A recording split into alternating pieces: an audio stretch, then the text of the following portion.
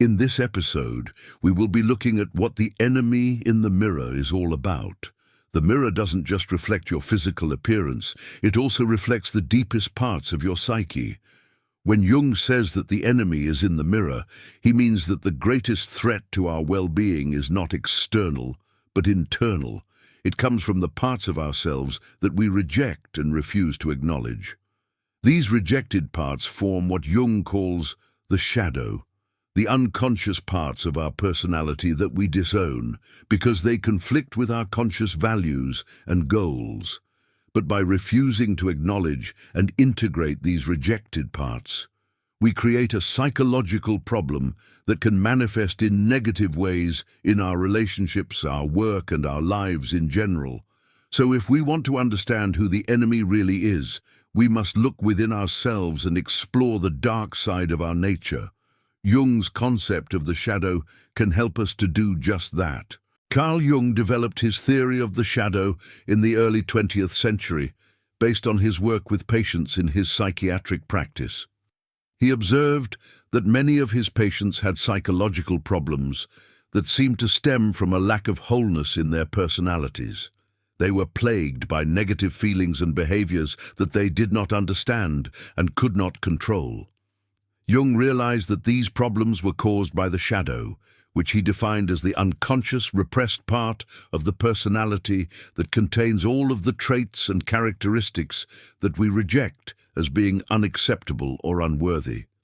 This can include things like our negative emotions, immoral desires, selfish needs, and anything else that we deem as being bad or inferior.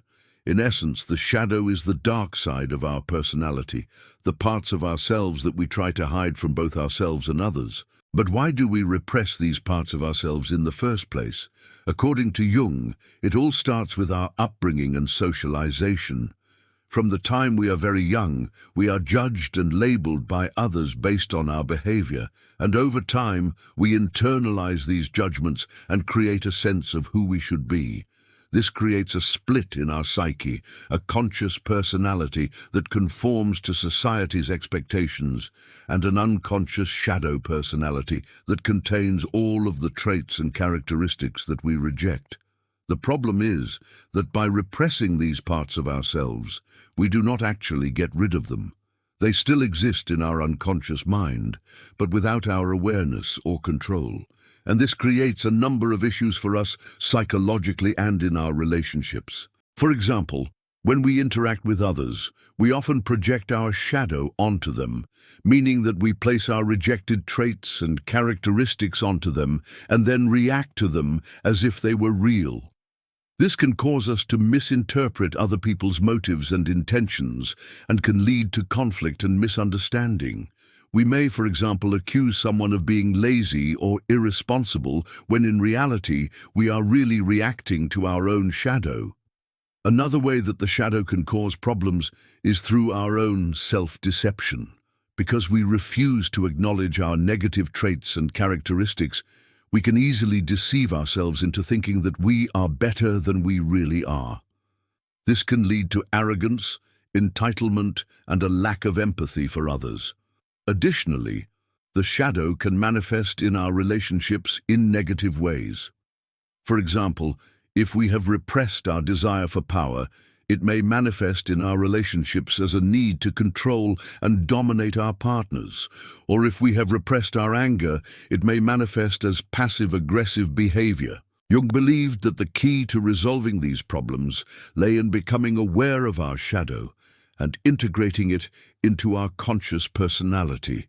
This process involves acknowledging and accepting our negative traits and characteristics, and finding ways to express them in a healthy and constructive way. By doing so, we can become more whole, more complete individuals who are more in touch with our true selves. To understand this concept further, let's look at how the enemy in the mirror manifests in different aspects of our lives. At work, the enemy in the mirror may manifest as a fear of failure or a need for excessive control.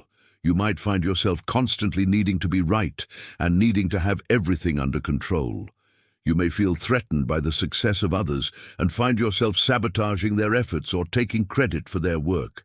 You may be motivated more by ego and status than by a genuine desire to contribute. This is all a reflection of your shadow self, the parts of you that you have rejected and refused to acknowledge. Maybe you have a strong need for recognition and validation from others, but you have denied it because you think it's selfish or immature. Or perhaps you have a fear of failure that you have ignored because you don't want to admit that you are not perfect. Whatever it is, it's all part of your shadow. Another aspect of the enemy in the mirror at work is the tendency to judge and criticize others. You might find yourself constantly judging the work of others and finding fault with everything they do. You may be quick to point out their mistakes and failures and slow to recognize their successes. This is a manifestation of your shadow self, the parts of you that you have rejected and refused to acknowledge.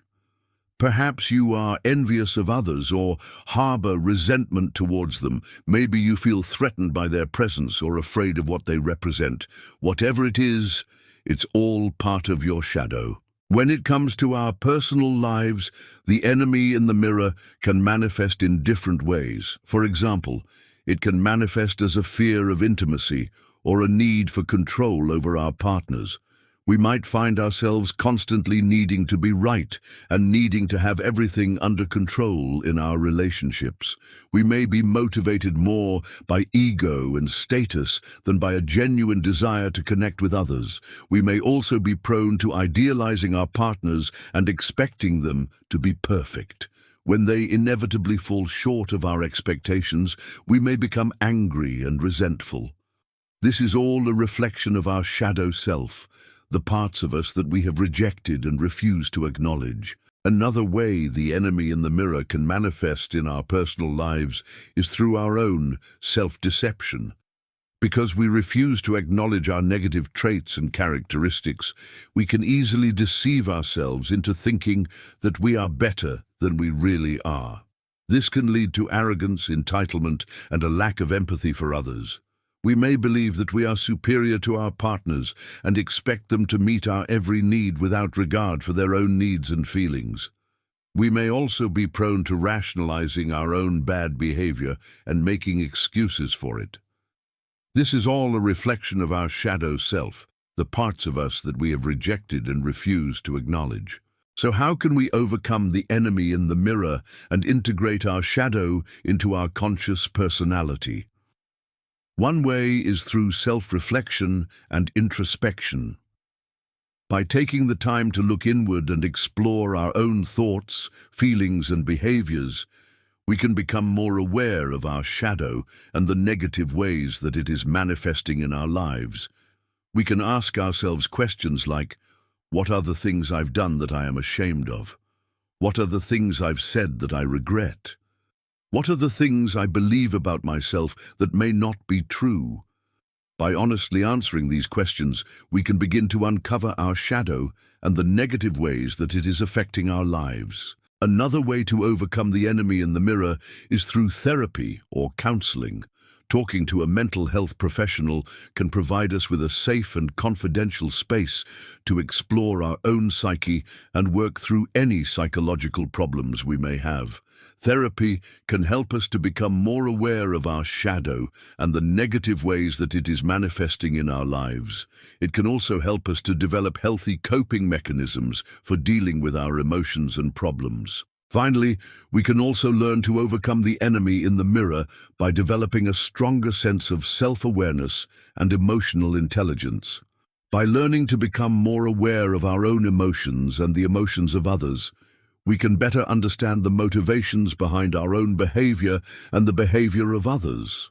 This can help us to avoid projecting our shadow onto others and to respond to them in a more compassionate and understanding way. In conclusion, the enemy in the mirror is a concept that can help us to better understand ourselves and the challenges we face in our relationships and in life.